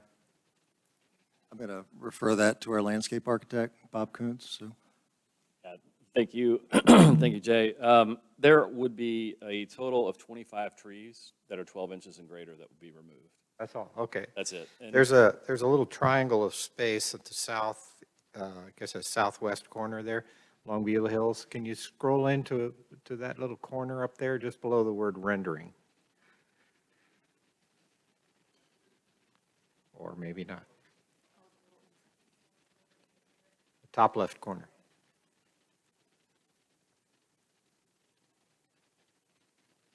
That's good. So there's a little triangle of space between the parking lot on the west, the grade level parking lot on the west, and what appears to be some kind of a setback line. Are there any new trees going into that triangle? if I'm, can we point that, just to make sure I'm talking about the right space? You want to come up and point to it, then you know what you're talking about. It might save some time. But don't talk while you're up here, because we won't pick you up on the mic, so. Take it back there and Take it back. Pat your head. Yeah, so are you talking about Right there. this Yep. triangle of You- space? you got it. Yes, yes, there will be trees that. New will be- trees. New trees. Right. Yeah, and one of the things that's happening along this edge, the trees that we'll be taking out along this edge are loblolly pines, and we'll be replacing with longleaf pines, which Even are better. much longer lived, so Yeah. that's what we'll be Great. doing. Clearly, that's the most public face of your garage, a terrace. Lighting is not our purview, but I'm curious. The lighting of the lower level, will it be visible from the outside? Beulah Hills in particular? The fixtures themselves will be shielded fixtures, so obviously the quality of light and illumination will be visible, but we don't anticipate glare or hot spots. Excellent, right answer. That's all I got.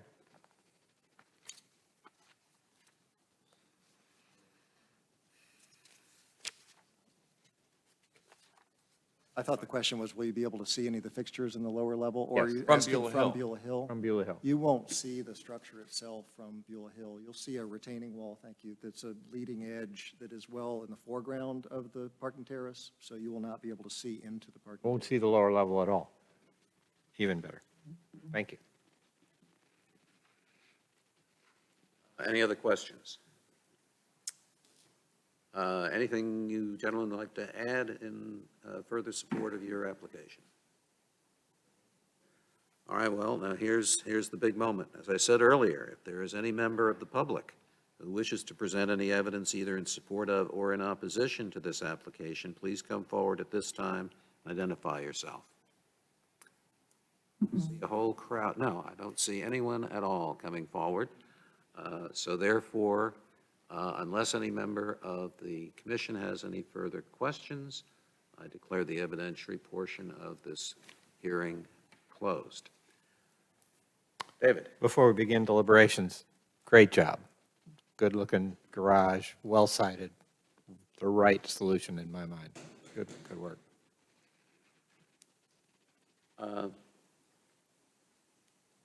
Anybody want to make a comment, make a motion? I can make a motion. I would, fine, then I don't have to ask my question. I move that the Historic Preservation Commission approve a certificate of appropriateness and find the proposed major work at 1 Carolina Vista is consistent with the Historic District standards and is deemed congruous with the Pinehurst Historic District based on the testimony given, the material submitted, and the findings of fact. Second. Motion has been made and seconded. Is there any discussion? Hearing none, I will poll the commissioners. Tom? Yes. Eric, yes? John, yes? Kara, yes? David, yes. Yes. Congratulations, gentlemen, you have your certificate of appropriateness. And we have one remaining case on our, going to take a 5-minute recess, and the next case will be COA 2022-00145 involving Well done. 200 Beulah Hill Road South. What do you, oh, my mic.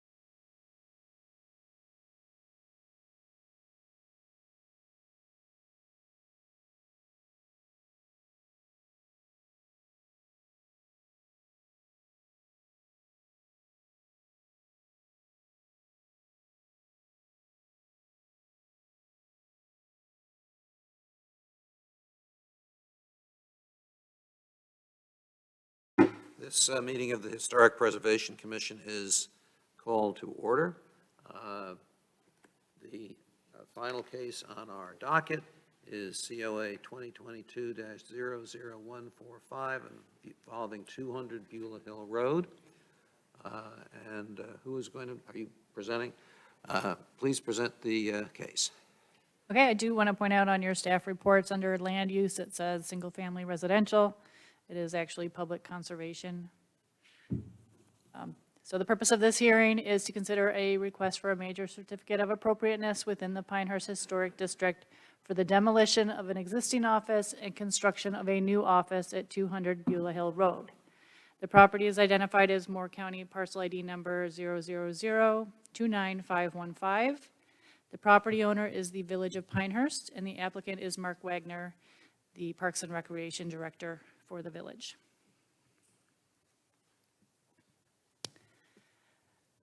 The original structure was built in approximately 1910. The property is around 110.82 acres.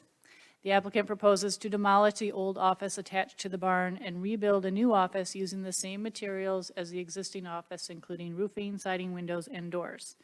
It will be painted white with green trim to match the barn. It is considered major work as it is new construction or additions not considered to be minor work, and the removal or demolition of any structural part of a primary structure, including accessory buildings or structures that exceed 144 square feet. The public hearing was noticed in accordance with the PDO and North Carolina general statutes.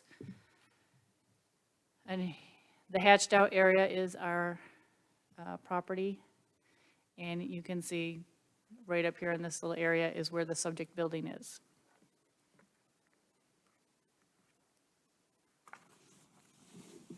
Here are some elevations.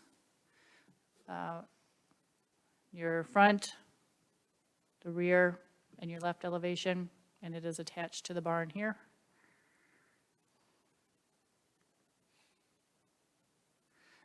The applicant provided photos of the existing office, and they are proposing to rebuild the same thing.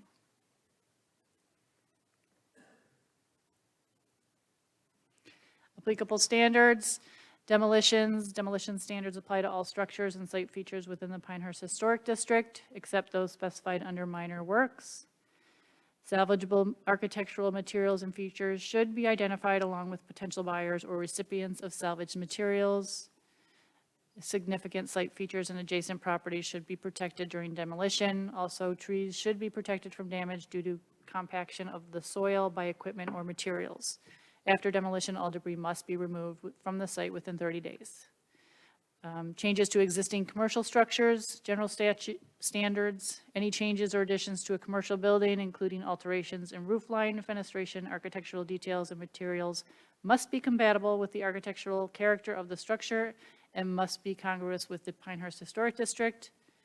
Commercial buildings and their facades, including fenestration, and architectural details such as cornices, string courses, wall finishes, pilasters, and other decorative elements should be retained and preserved. The applicant has submitted an application and provided additional documentation in an attempt to satisfy the burden of proof.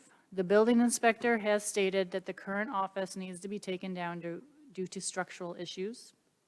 The new office will be rebuilt to match the existing office using the same materials, style, and colors. So the commission will need to determine if the new office is consistent with the historic district standards and congruous with the existing buildings in the area.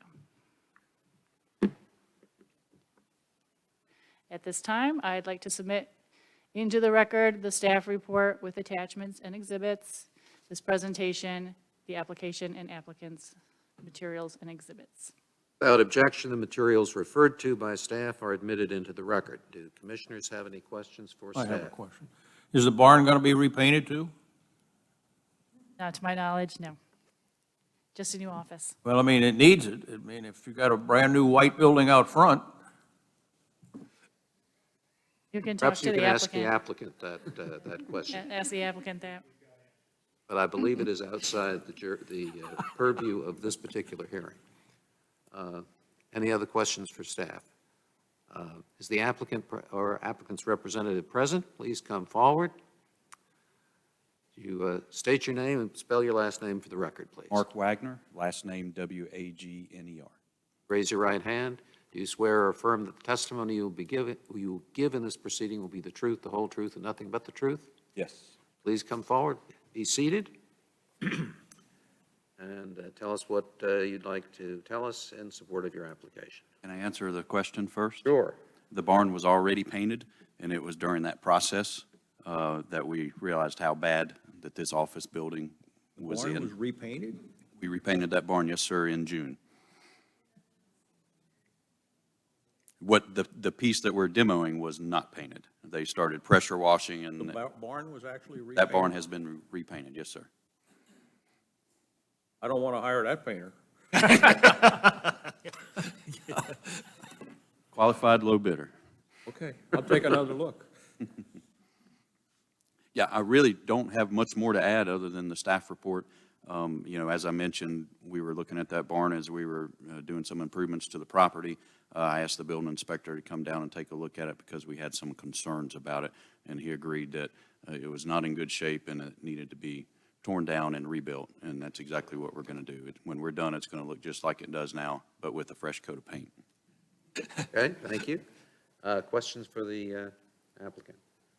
So the windows will be the same, everything will be the same, the color will be white, the roof material will be the same, everything will look like that except for new.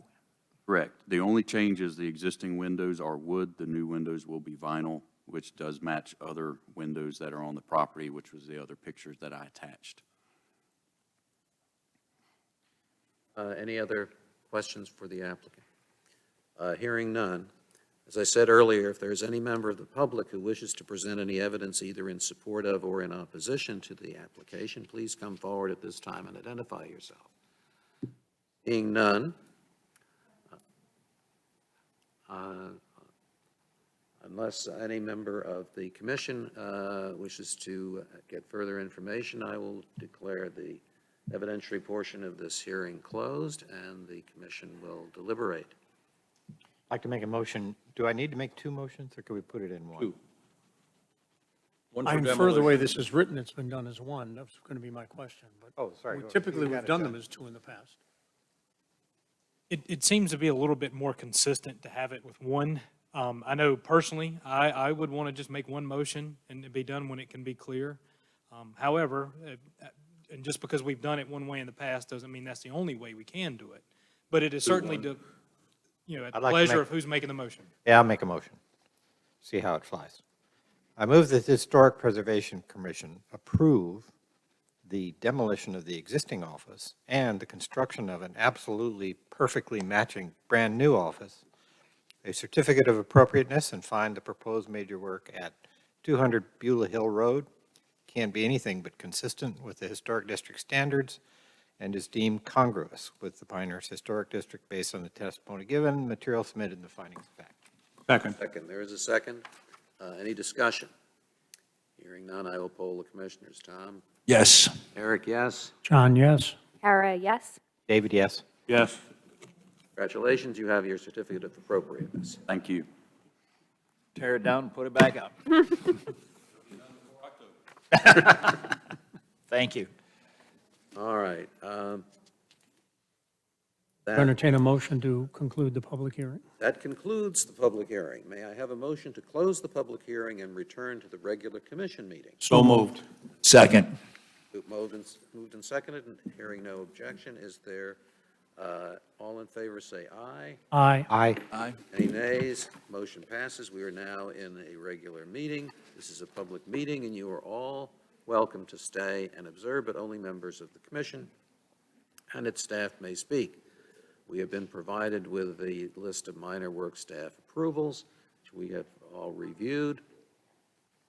Is there any other business to come before us? I suppose the next thing we need to discuss is a work session. Scheduling a work session. What does next month look like? Alex, what do you think? Let me get my microphone on again, sorry. I expect, from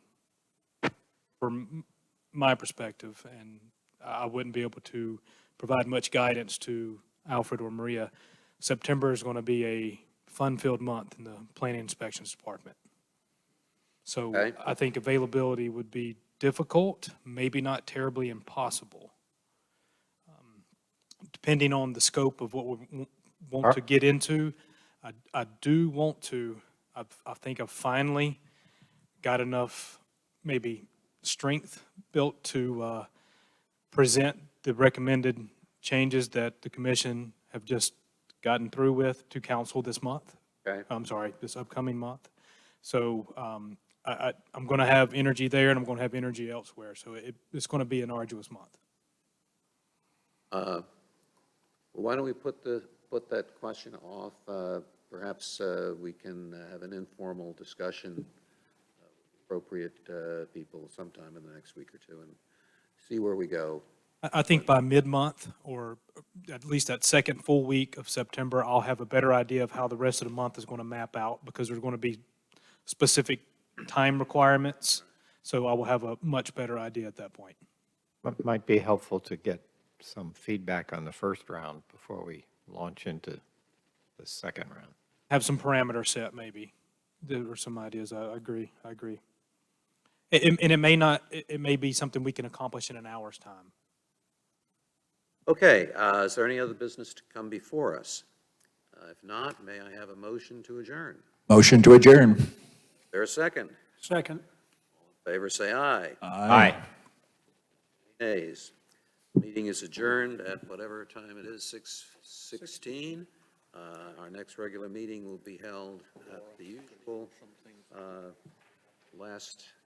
usual date and time. 22nd. 22nd. Sep 22nd. Thank you all for your service.